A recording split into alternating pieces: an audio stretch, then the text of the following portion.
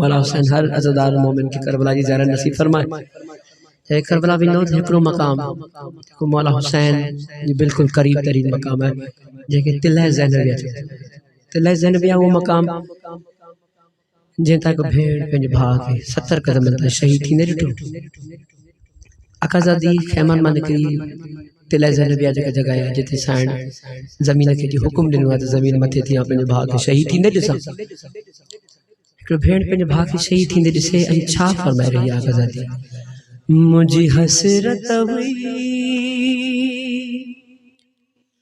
तो साण कुसां पर भाव म परदेदार आहे चादर सिरत मावारी आहे चादर सिरत मावारी किए बाहर अचाला चारा मुझे हसरत हुई तो साण कुसा पर भाव म परदेदार आया तो के ज़रबुन साथो शिमर कुहे मुखे पत्थरन सा शामी कुहदा तो लाए सब खबरदाश्त कंदस दर्दन जी मासाला मुझी हसरत हुई तो साण कुसा पर भाव म परदेदार आया तुझे कुसड़ खपोए शबीर अदा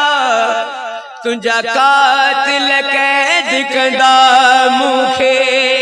जेवर लुट बाबुर का लहदा जेवर लुट बाबुर का लहदा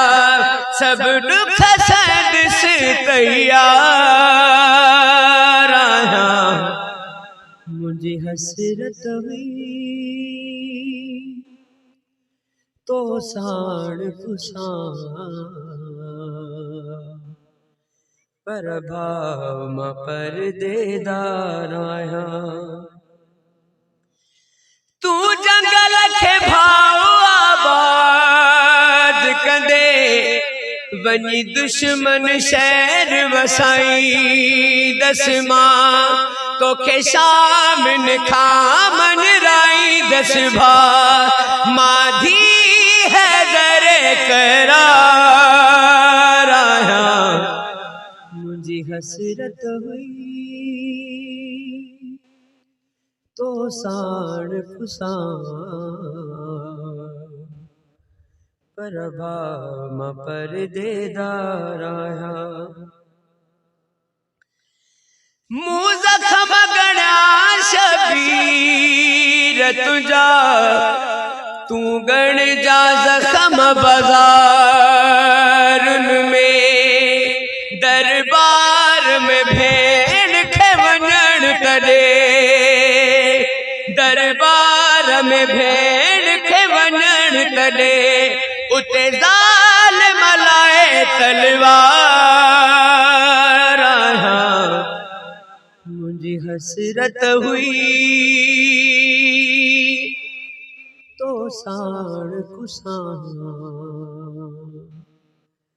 पर भाव म परदेदार आया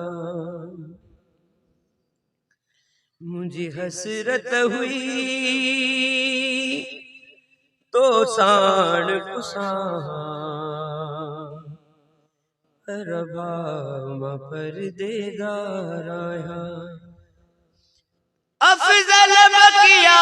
जी साइण मुखे पंहिंजी उजड़ल कबर ॾेखारिया एहसान हुसैन जी माउ जो भाव भेण जो माज़वार आया मुझी हसरत हुई